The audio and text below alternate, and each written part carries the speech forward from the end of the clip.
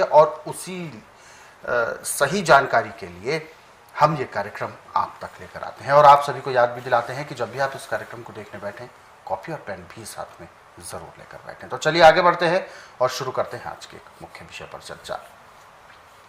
आज के इस अंक में हम गुरुजी बात करेंगे मौसम के विषय के, और मौसम में भी एक ऐसा मौसम है जिसे ठंड कहते हैं, कड़ाके की सर्दी कहते हैं, जाड़ा भी कई जगहों पर कहा जाता है। तो ऐसे में शरीर में एक अजीब सी ठिठुरन पैदा होती है, और ये तो रही बात कि एक सामान्य सर्दी है तो ठिठुरन होगी, परंतु सर्दी के समय यानी सर्दी जब नहीं भी होती, हम कमरे के अंदर होते हैं, तब भी शरीर एकदम से हमेशा कांपता रहता है। ठिठुरन एक तरह से ये कहें कि सर्दी बैठ जाती है शरीर के अंदर।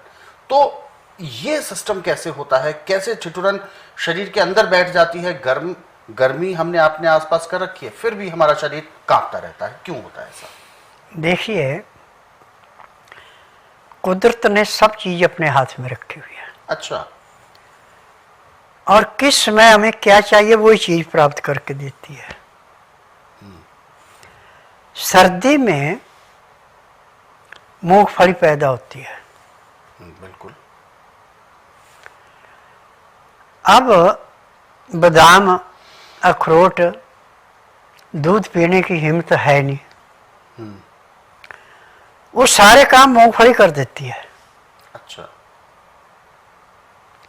परंतु मूंगफली हमेशा भून के खानी, कच्ची नहीं खानी।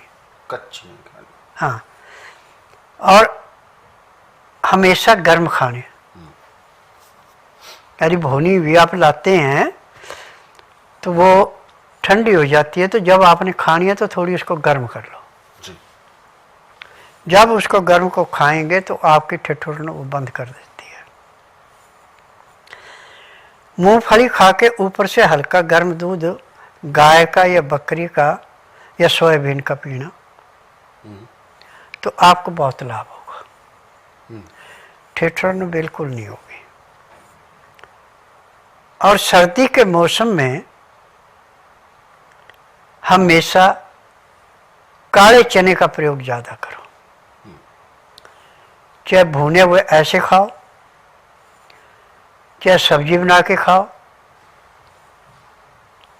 जैसे आपका मन करे ऐसे खाएं।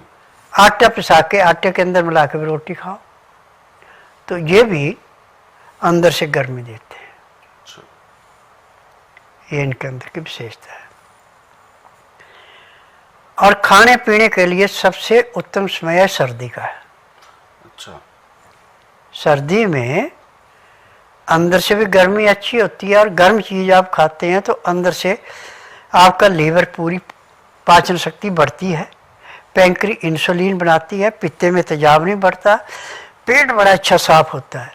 परंतु ये नहीं है कि आपने तली हुई चीज़ें खाना शुरू कर दी, या मीट अंडा ज़्यादा मछली खाना शुरू कर दी, मैदे की चीज़ें खाना शुरू कर दी, या आर्टिफिशियल जो दुकानों में आते हैं लिफाफों में वो खाने शुरू कर दिए, तो आपको कोई नहीं बचाएगा। जो लिफाफों में आता है बंद होकर चर्बी के अंदर बनता है, रिफाइंड के अंदर बनता है, ये आपको नुकसान ही देगा। रिफाइंड, सफोला, ये तो एक किस्म का पॉइजन है। ये खाने से न खाने अच्छा है। इसके खाने वाले को हार्ट अटैक भी होगा, शुगर भी बढ़ेगी, कब्ज भी होगी, गैस भी बनेगी, किडनी भी खराब होगी। क्योंकि मैं नारी वैद्य हूँ, मैं डॉक्टर तो हूँ नहीं कि मैंने थ्योरी पढ़ी है। मैं तो नब्ज देख के बताता हूँ। जिसको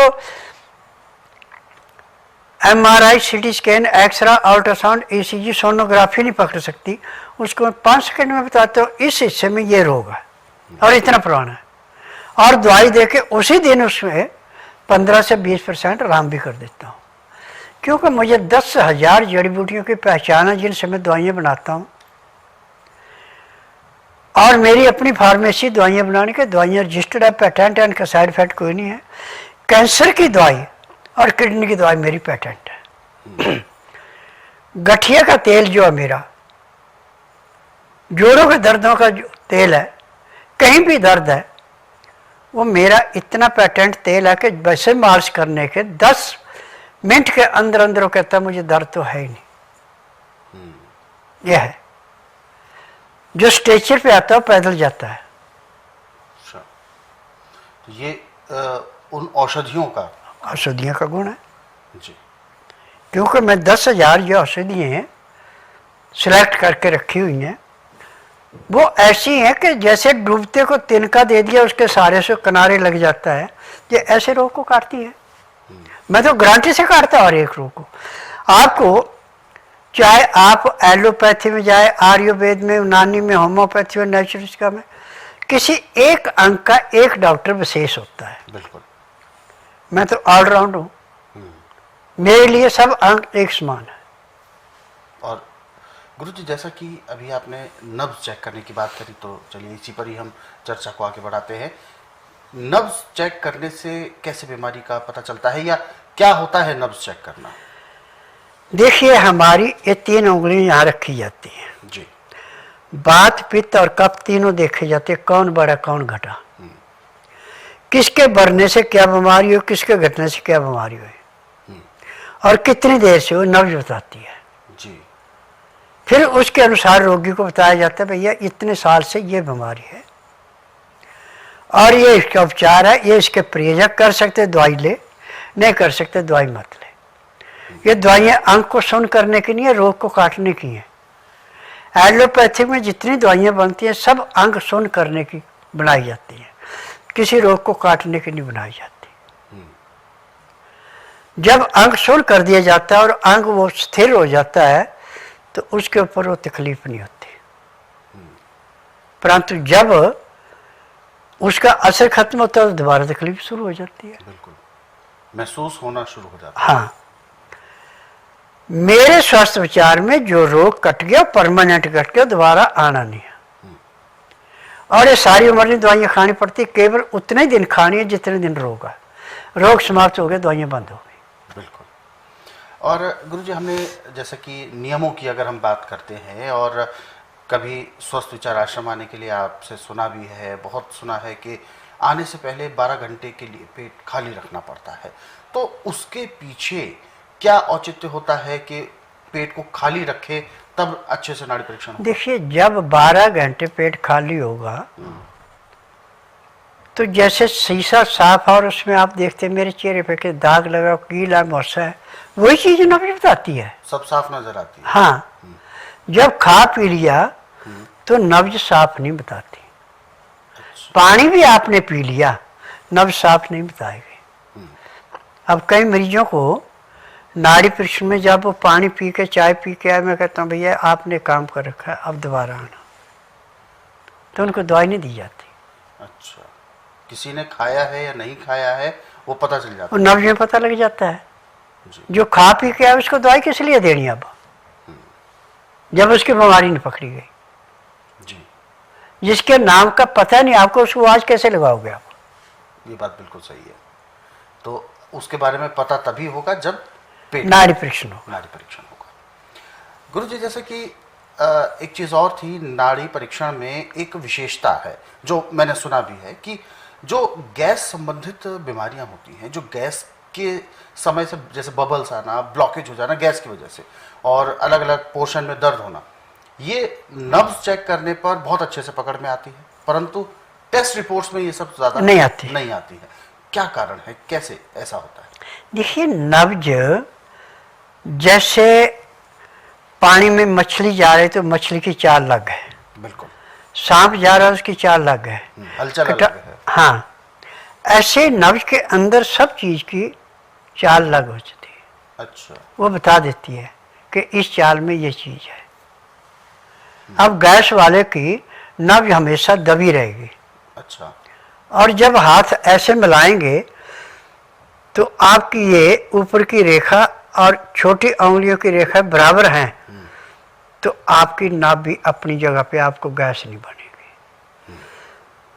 जब ये रेखा आगे पीछे होगी तो आपकी नाभ भी हटी हुई, आपको गैस बनेगी, उसको कोई रोक ही नहीं सकता। जहाँ हमारी बड़ी आंत और छोटी आंत का जोड़ है, वहाँ से अंत ऐसे हो जाती है जब नाभि गिरती है, मुड़ जाती है, मुड़ जाती है, फिर वो गैस भी पास नहीं होती। जो प्रेशर बनता है जब वो ऐसे रहेगी गैस नहीं बनेगी और पेट बड़ा अच्छा साफ हो। जैसे ही आपने बिस्तरा छोड़ा एकदम पेट साफ हो जाता है, क्लियर। बाथरूम बाद में आता है, पेट पहले साफ होता है। बिल्कुल, ये है असली पहचान। ये है असली। तो बिल्कुल दर्शकों, ये सब चीजें बिल्कुल संभव है और आज के समय में, आज के दौर में भी ये सब चीजें हैं। जो नाड़ी परीक्षण है, नब्ज विद्या है, आयुर्वेद है, ये सब आज के समय में भी उपलब्ध है। हालांकि हमारे पुरातन काल से चला आ रहा है ये आयुर्वेद का जो शास्त्र है, ये हमारे पूर्वजों द्वारा, ऋषि मुनियों द्वारा ये हमें आशीर्वाद स्वरूप, वरदान स्वरूप हमें प्राप्त भी हुआ है। और इस विद्या का प्रयोग हम अपने अक्सर, जो हमारा प्राचीन समय रहा है, पीछे जो हमारा भूतकाल रहा है, इसमें इसका ही प्रयोग करके बड़े से बड़ी चिकित्सा के माध्यम से रोगों को ठीक किया जाता था। परंतु यह दुर्लभ विद्या आज के समय में कहीं ना कहीं विलुप्त होने के कगार पर है।